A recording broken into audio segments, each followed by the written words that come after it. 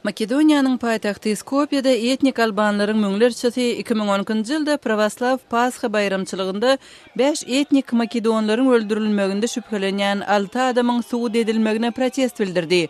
Suud etnik alban tutsaklary terrorçylykda günäli tapdy we olaryň etnik ara dartgynlygy tutaşdyrmak maksatly adam öldürenligini aýdyp mümkin bolan iň uzak wagtlyk tutsaklyga hökm etdi. Protestçiler suudun kararynyň siýasy sebäplere esaslanylandygyny aýtdylar. Kirkukda Haldiye Hristiyan ibadatxanasynyň liderleri kilisanyň agzalaryndan Başyr şäherinde dowam edýän çaknyşyklardan gaçyp çykýan adamlar üçin kömek toplap başladylar. Öz öýlerini terk edip gaçýan adamlaryň köpüsi şaý musulmanlar bolan türkmenlerdir. Haldiye Hristiyanlarynyň Kirkukdaky ruhanysy Yusuf Towma ýardym çäresini ýene zorlugy duçar bolan ýurdun ýaşaýjylarynyň agzy birliginiň alamaty diýip atlandyrdy.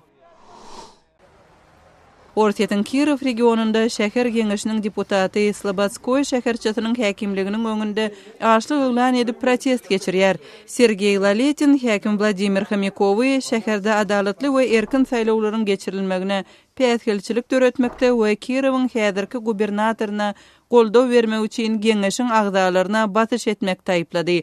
Kirov regionunda saýlawlar 14-nji sentýabra bellendi. Siz günüň täzelikleri bilen tanyş boldunuz.